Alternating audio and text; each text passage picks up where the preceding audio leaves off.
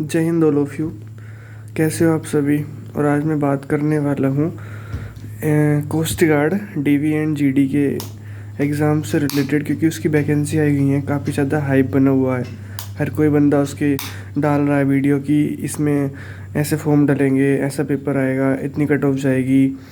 क्योंकि उन्हें ना, सही बताऊँ, अपने व्यूज़ से मतलब होता है, लेकिन ऑथेंटिक इन्फॉर्मेशन मैं बताता हूँ क्या है इसमें। क्योंकि मैंने भी एग्ज़ाम दे रखा है जीडी का।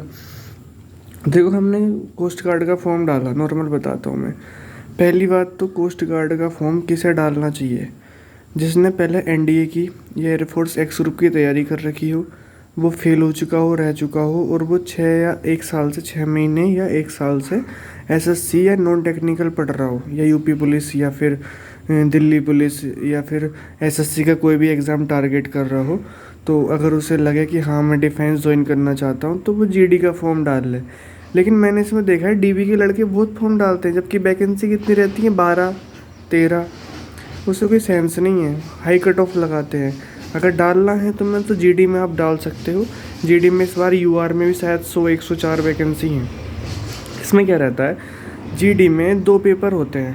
पहला होता है फिजिक्स और मैथ, जिसमें 25 नंबर की फ़िज़िक्स, 25 नंबर की मैथ आती है। तो उस वाले 50 में से, हाँ, तुमने तैयारी थोड़ी बहुत कर रखी है ना, तो तुम उसमें 35 तक टच कर जाओगे।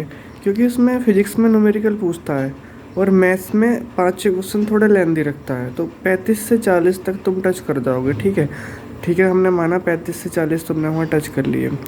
दूसरा पेपर रहता है इसका डीबी का। उसमें शायद 20 नंबर की मैथ्स है, 10 की रीजनिंग है, 15 की इंग्लिश है ना, और 5 का जीके जीएस है और साइंस है।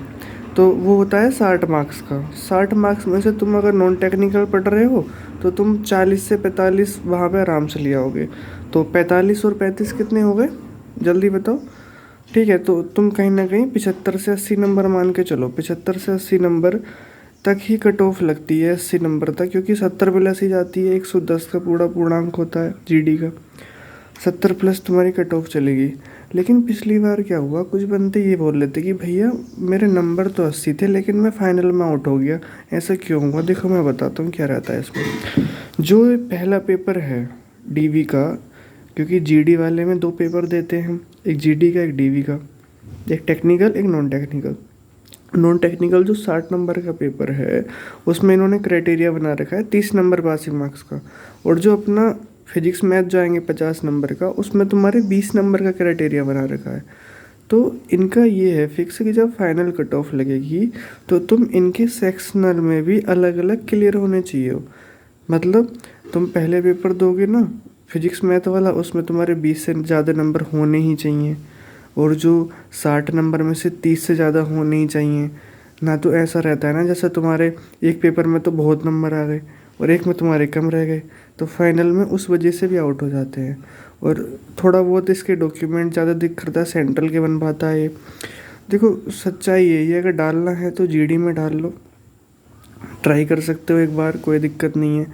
बाकी लक है, क्योंकि कट ऑफ तो इसकी बहुत ज़्यादा हाई लगाते हैं। अब तो ये परंपरा चल रही है डिफेंस में कि पेपर टफ डालना और कंपटीशन बिल्कुल लो हो जाता है वहीं, जहाँ पेपर टफ डाल देते हैं और वहाँ पे उसकी कट ऑफ और बढ़ा देते हैं। तो डाल सकते हो, कोई दिक्कत नहीं है। बाकी कोई भी इशू हो, कोई भी अगर समझ में ना आए तो कमेंट में कमेंट कर देना, मैं हाथों हाथ उसका रिप्लाई कर देता हूँ। ठीक है, जय हिंद ऑल ऑफ यू।